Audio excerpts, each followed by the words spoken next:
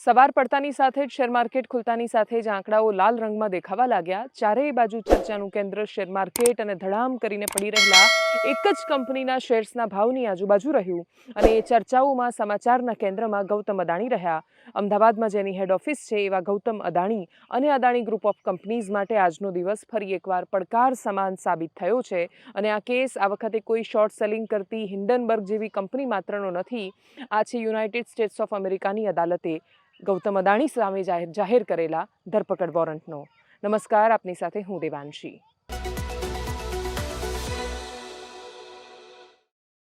વિષય શું છે? ગૌતમ અદાણી પર યુનાઇટેડ સ્ટેટ્સ ઓફ અમેરિકા એટલે કે અમેરિકાના ન્યુયોર્ક સ્થિત અદાલતે એવો એક 24 ઓક્ટોબર 2024 જે કેસ દાખલ થયો હતો અને એમણે અરેસ્ટ વોરંટ ઇસ્યુ કરીને એમણે એ જાહેર કરીને એવો આરોપ લગાવ્યો છે કે અમેરિકાના ઇન્વેસ્ટર પાસેથી ઉઘરાવેલા પૈસા એમાંથી 2200 કરોડ રૂપિયા જેટલી લાંચ એમણે ભારતની અલગ અલગ સરકારો અને અધિકારીઓને લાંચ આપવા માટે, રિશ્વત આપવા માટે વાપર્યા.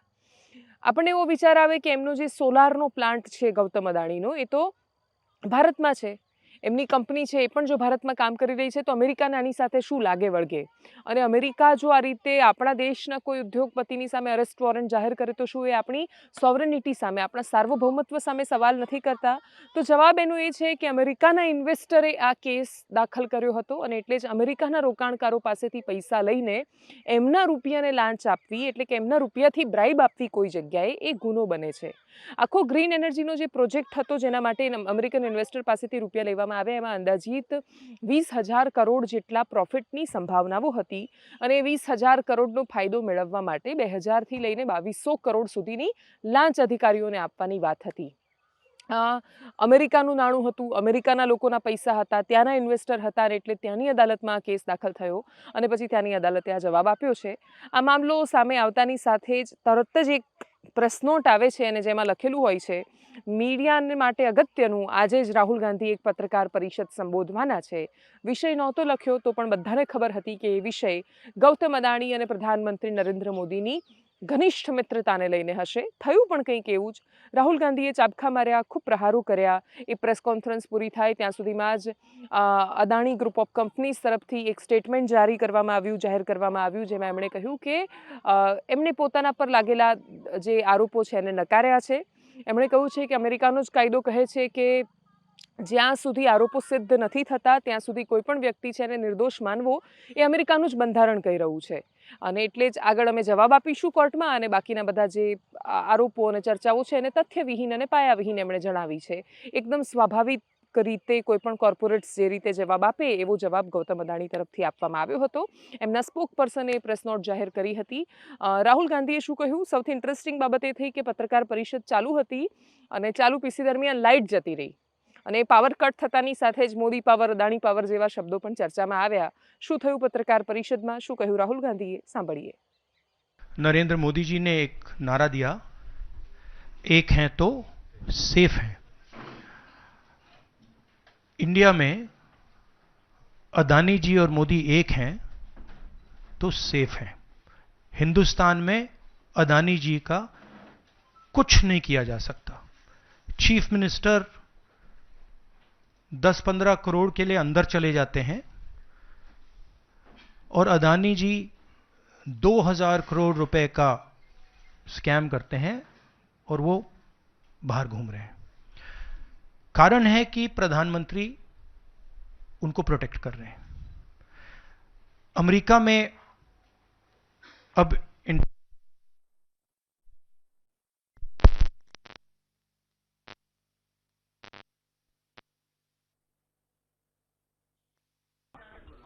अदानी पावर, मोदी पावर, पता नहीं कौन सा चल रहा है, बट दोनों एक हैं. अमेरिका में इंडाइटमेंट हुआ है अदानी जी को. 2000 करोड़ रुपए का स्कैम है. हिंदुस्तान में उन्होंने क्राइम किया है, अमेरिका में क्राइम किया है. ये अमेरिका के इन्वेस्टिगेशन ने कहा है, मगर हिंदुस्तान में अदानी जी के खिलाफ कुछ नहीं हो रहा. और ये हम मांग बहुत दिनों से कर रहे हैं. अदानी जी का अरेस्ट होना चाहिए, आज अरेस्ट होना चाहिए. माधवी बुच जो हैं, जो उनकी प्रोटेक्टर हैं, जिन्होंने कोई इन्वेस्टिगेशन नहीं किया, उनको हटाया जाना चाहिए उन पर इन्वेस्टिगेशन होना चाहिए, है ना। प्रधानमंत्री जी 100% इस व्यक्ति की प्रोटेक्शन कर रहे हैं और इस व्यक्ति ने हिंदुस्तान के एसेट्स लिए हैं, भ्रष्टाचार करके एसेट्स लिए हैं। ये व्यक्ति बीजेपी को पूरा समर्थन करते हैं, पूरा सपोर्ट देते हैं। ये एस्टैब्लिश चीजें हैं, हम दोहराते जाएंगे। जेपीसी की मांग हमारी है, बट हम चाहते हैं कि अदानी जी को एकदम अरेस्ट किया जाए। और हम जानते हैं और हम देश को दिखाना चाहते हैं कि अदानी जी की अरेस्ट नहीं होगी, और इसलिए नहीं होगी क्योंकि हिंदुस्तान के प्रधानमंत्री अदानी जी के पीछे खड़े हुए हैं और उनके प्रोटेक्टर हैं। આ જ વાત જો મહારાષ્ટ્રમાં ચૂંટણી પહેલા ચર્ચામાં આવી હોત તો એની શું અસર થતી? પોલ પર કે પરિણામ પર એની શું અસર થશે ખબર નથી. ચૂંટણી પૂરી થઈ ગઈ છે, એક દિવસ પછી પરિણામ આવી જવાના છે. સુપ્રિયા સુલે સહિતના નેતાઓ પર પણ જે બિટકોઇનમાં એ લોકો પૈસાની વાતો કરે છે એવા આરોપ લાગ્યા હતા. પણ એ દિવસે પણ જે કહ્યું કે એ ઓડિયો સાંભળીને જેટલા લોકો પણ આ વાતને સમજતા હોય એ લોકો એટલું સમજી શક્યા હતા કે આમાં 90% સંભાવનાઓ એવી છે કે આ AI જનરેટેડ ઓડિયો છે. એટલે આ બહુ સરળ છે. મારા મોઢે મારા જ શબ્દોમાં હું ન બોલી હોય એ રીતે પણ તમે મારા એક્ઝેક્ટ અવાજમાં અને મારા જ ચહેરા સાથે તમે ઘણું બધું બોલાવી શકો છો. અને આપણે ડીપ ફેક કહીએ છીએ. અને એઆઈનો ખતરો તો છે, પણ એઆઈનો આવી રીતે પોલિટિકલ ઉપયોગ થશે એ કદાચ ગુજરાતમાં અને ભારતમાં આપણે કોઈએ નહોતું વિચાર્યું કે આટલા જલ્દી એનો ઉપયોગ થવા માંડશે, પણ મહારાષ્ટ્રની ચૂંટણીમાં થયો છે. વાવમાં તો ડીપ ફેક કે એઆઈની જરૂરત નથી પડી. આખી ચૂંટણી એક અલગ લેવલ પર લડાઈ છે. આ ચૂંટણી પછી જે ચૂંટણીમાં સૌથી મહત્વનું ફેક્ટર બનીને ઉભર્યા એ માવજીભાઈ ચૌધરી આજે ચૌધરી સમાજના એક સંમેલનમાં હતા. પૂર્વ ગૃહમંત્રી વિપુલભાઈ ચૌધરી પણ ત્યાં હાજર હતા. માવજીભાઈએ કહ્યું કે વિપુલભાઈને એમના પરિવારજનોને બહુ હેરાન કરવામાં આવ્યા, પ્રતાડિત પરેશાન કરવામાં આવ્યા. વિપુલભાઈએ લાડવાનું ઉદાહરણ આપીને કહ્યું કે ભાઈ લાડુ જ અમારો સમાજ તો લાડવા ખાવા ટેવાયેલો છે. અને એનાથી એનો મતલબ એવો નહોતો કે બધું જ લઈ લેવા માટે ટેવાયેલો છે. એમનો મતલબ એ હતો કે છૂટા હોય દાણા ત્યાં સુધી એની કોઈ કિંમત નથી રહેતી, પણ સંગઠિત હોય ત્યારે એની બહુ અસર થતી હોય છે. એટલે છૂટો છૂટો લોટ નહીં પણ લાડવાની જેમ સમાજ રહે છે અને એ રહેશે એ પ્રકારની એમણે વાત કરી હતી. લગભગ 1250 જેટલા ગામડાઓ ભેગા થયા હતા ચૌધરી સમાજના. અંબાજીમાં સંમેલન હતું. શું પ્રતિક્રિયાઓ સામે આવી છે ત્યાંથી? કટેંગે તો બટેંગે સામાજિક સૂત્ર બની જશે એ યોગી આદિત્યનાથે વિચાર્યું પણ નહોતું. એમણે આ સૂત્ર વાપર્યું હતું ધાર્મિક એકતા માટે. એ જ સૂત્રનો ઉપયોગ સામાજિક એકતામાં થઈ રહ્યો છે. યોગી આદિત્યનાથને ખબર હોત કે આ સૂત્રને ગુજરાત રાજ્યના એક ખૂણામાં સામાજિક એકતા માટે અને ફરી એકવાર એ છેલ્લે તો છૂટા પડવા માટે જ વાપરશે તો કદાચ એ આ વાક્યનો ઉપયોગ પણ ન કરતા. સાંભળીએ ત્યાંથી સામે આવેલી પ્રતિક્રિયાઓને. કે વિપુલભાઈએ ગુનો કર્યો તો વિપુલભાઈને કોર્ટને જે કરે એ કરે, પણ એમના પરિવાર ઉપર ખોટા કેસ આના માટે તમે કર્યા છે એ બરાબર કર્યા નથી. બીજે કીધું કે યુવાનો આક્રમક કેમ છે? એમને કીધું 1994 ઓબીસીમાં સમાજ આવ્યો એ વખતથી આજ સુધીના દાખલાઓની ખરાઈનો પ્રશ્ન પેદા થયો નથી. કેટલાય નોકરીઓ લાગી ગયા, કામે લાગી ગયા, અને હવે આ કડે હળી કરી છે કે જે અમને ગુલામ બનાવવાનો પ્રયાસ કરી રહ્યા છે કે આ તમે 1985 ની ખરાઈ લાવો, 1985 ની ખરાઈ લાવો, તમે ઓબીસી ચૌધરી છો કે કેમ? એ ખોટી વસ્તુ છે, બરાબર નથી. અને વહીને સરકારે બે વાતો પરથી ઉતરી ગઈ. એ તાકાત હતી તમારામાં, એ ખુરશીમાં તાકાત હતી, પાઘડીમાં તાકાત હતી, જેના કારણે વિપુલભાઈ સાહેબના પણ જામીન મળ્યા, જેના કારણે એ સરકારી જામીન હતા. એમાંથી દરેકને ભાગે પડતું મળતું હોય છે. અને કદાચ એ મધપુરાની અંદર કોઈ કોકરો નોખે તો શું થાય છે? શું થાય છે? એક માખી છૂટે છે ને તો એવી માખીઓ છે કે હવે બાકીની ભાગી ગઈ નો ખાવા બેસી જવું. અત્યારે આવું છે કે ઉડી ગઈ બરાબર, પણ ધારે વધુ આપણા ભાગમાં આવશે. આ રસ ભેળો બધું કર્યું અને ઉડી ગઈ બાકીની રહી એમ કે હવે મારે મારા ભાગમાં વધારે આવશે તો એ મજબૂરો નહીં રહે. પણ એક માખી આક્રમક બની, એ મજબૂરો છોડી દીધો અને પથ્થરો નાખનારાની પાછળ પડશે તો હકીકતમાં બપોરાથી ડરશે. તો બાકી જેવી તાકાત આપણે ઊભી કરવી હોય મોભે કશું બોલવાનું નથી. તમારા અધિકારનું તમારે પ્રાપ્ત કરવું પડશે.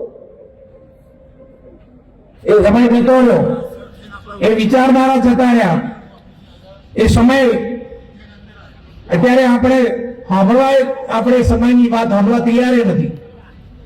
પણ એ મજબૂરા તરીકે આખો સમાજ બનશે, 2 લાખ એનો સભાસદ થશે તો ચૌધરી સમાજની કિંમત અને કદર થશે. એ સાહેબ કોઈ માથીને પૂરું નહીં કરી શકે કે એની પાછળ સમાજ છે. અને છેલ્લે વાત કરીએ રાજ્ય સરકારની ચિંતન શિબિરની. સોમનાથમાં મુખ્યમંત્રી પહોંચ્યા અને પ્રથમ જ્યોતિર્લિંગ એવા સોમનાથ દાદાના દર્શન કર્યા અને દાદાએ દાદા પાસે આશીર્વાદ માગ્યા. અને એમની પ્રાર્થનાઓના કેન્દ્રમાં ગુજરાત રાજ્યનું હિત જ હશે એવું આપણે માનીએ છીએ. પણ એના પછી જે ત્યાંથી એની આજુબાજુનો જે જિલ્લામાં આ ચિંતન શિબિર યોજાઈ રહી છે એ જિલ્લો પણ જેનાથી અસરગ્રસ્ત છે એવી છે ઇકોઝોનનો મુદ્દો. ગીર ઇકો સેન્સિટિવ ઝોનમાં જે ગામડાઓ સમાવેશ થયા છે, જે લોકો પ્રભાવિત થવાના છે, એમની સાથે એવો સંવાદ કદાચ નથી સાધવામાં આવ્યો જેનાથી આ મુદ્દો એક ચોક્કસ નિરાકરણ સુધી પહોંચી શકે. અને એટલે જે મુદ્દો વધારે ને વધારે આક્રમક બની રહ્યો છે. પ્રવીણ રામે ત્યાં સુધી કહ્યું છે કે જો અમને સાંભળવામાં નહીં આવે તો અમે ચિંતન શિબિરમાં ઘૂસી જઈશું અને અમારી વાત ત્યાં સંભળાવીને રહીશું. વિષય આક્રમક બની રહ્યો છે. ત્યાંથી સામે આવેલા દ્રશ્યો જ પૂરતા છે આખી વાત પહોંચાડવા માટે.